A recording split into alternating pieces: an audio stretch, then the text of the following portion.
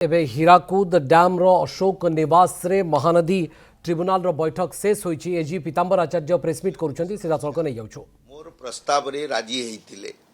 जुलाई 2025 रु आज पर्यंत जो 8टी हियरिंग ट्राइब्यूनल रे अनुष्ठित हो सारी आमर प्रस्ताव परे छत्तीसगढ़ मध्य से प्रस्ताव उपरे मोहर लगेइथिला। दुई राज्यर मुख्यमंत्री, राज्यर मुख्य शासन सचिव, जल संपद सचिव, जंत्री माने आ भितरे अनेक थर दुई राज्य मध्यरे किभली भावे एक आपोष समाधान माध्यम रे ये महानदी जल विवाद रो समाधान करा जाई पारिबो बाट खोजिले एवं मु संपूर्ण आशावादी जे ये महानदी समस्या आसु समाधान हेबो। ओडिशावासींकर स्वार्थ को सुरक्षित रखी जहाँ ओडिशा पाई न्याय महानदी रु ओडिशावासी जहाँ पाउथिले एवं जहाँ पाइबा कथा से समस्त स्वार्थ को सुरक्षित रखी ट्रिब्यूनल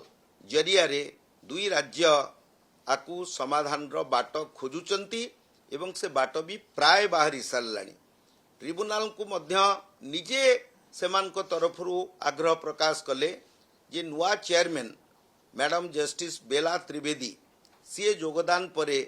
ये ट्रिब्यूनल ओडिशा गस्तरे से आसी नथिले। वास्तव चित्र कौन केते पानी अणमौसुमी समय रे हीराकुद रे गच्छित रहुची एवं हीराकुद डैम किभली तार जदि वास्तव चित्र जने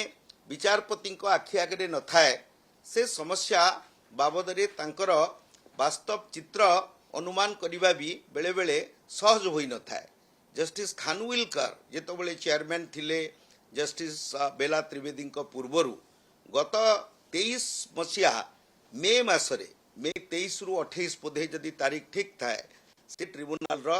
जस्टिस खानविलकर अध्यक्ष एवं दुई सदस्या जस्टिस कोचर आउ जस्टिस रवि रंजन ये तीन जन आसी थिले एवं तांको आमे अनुरोध करिथिलु। अनुरोध रक्षा करी से माने एबे 5 दिनिया ओडिशा गस्तरे पुणी थरे ट्राइब्यूनल आछंती। आज महानदी डैम परिदर्शन कले, बुर्ला पावर हाउस परिदर्शन कले,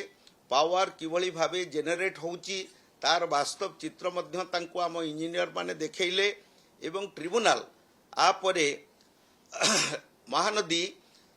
संपर्क रे जेते वास्तव चित्र एक पावर प्रेजेंटेशन मध्य आमर टेक्निकल टीम तांको प्रदर्शन करैथिले एवं स्वाधीनता पूर्वरु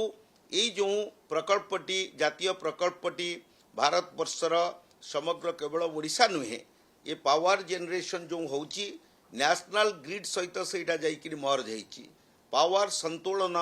प्रक्रिया रे महानदी पावर हाउस रो भूमिका बा बुर्ला आ जो पावर जेनरेशन होउची से संपर्क रे तांको वास्तव चित्र मध्य प्रदान करा जाइथिला। ट्रिब्यूनल संतुष्ट अछंती। ट्रिब्यूनल ये जो वास्तव चित्र को निरीक्षण करिबा परे ओडिशा पई जहाँ न्यायोचित हबो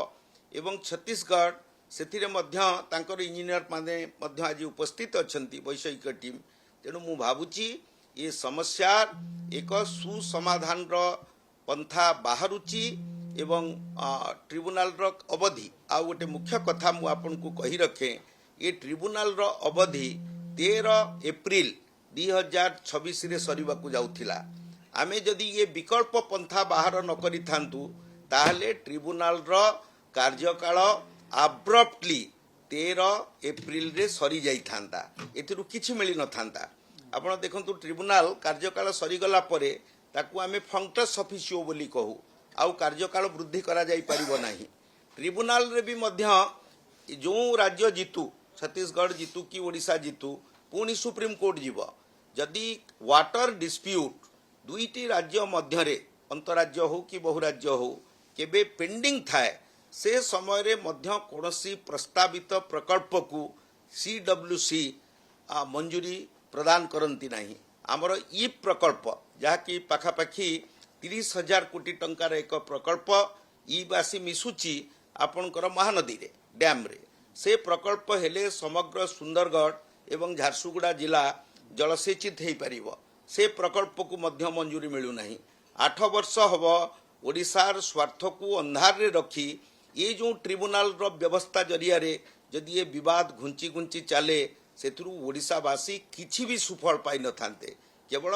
राजनीति सार ही थांता मु देखुथिली किछि व्यक्ति बंधु 2-3 दिन हब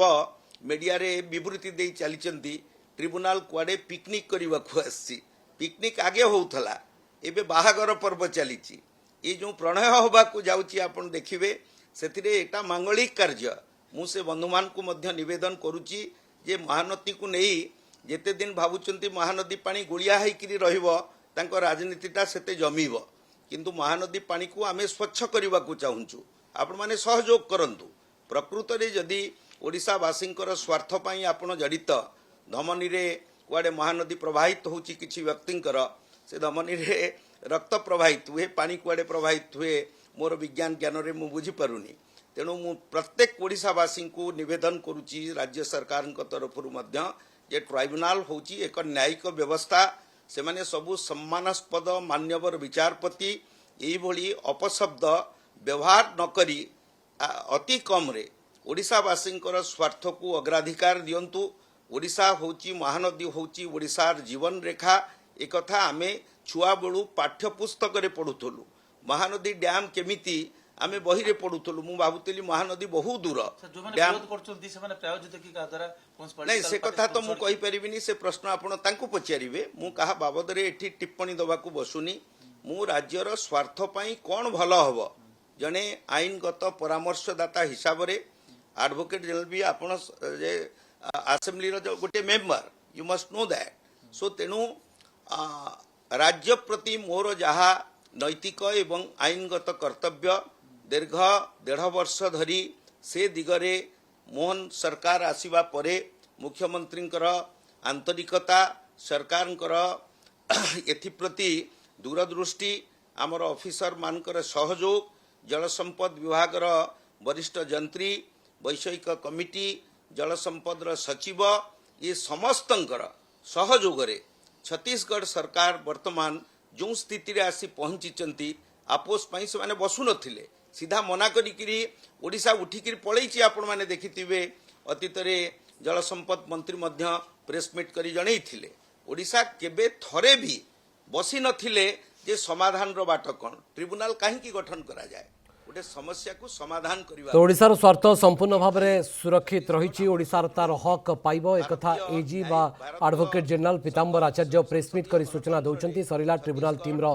बैठक ए बाबद प्रेसमिट एजी पीतांबर आचार्य द्वारा यार सीधासख चित्र आप देखुले।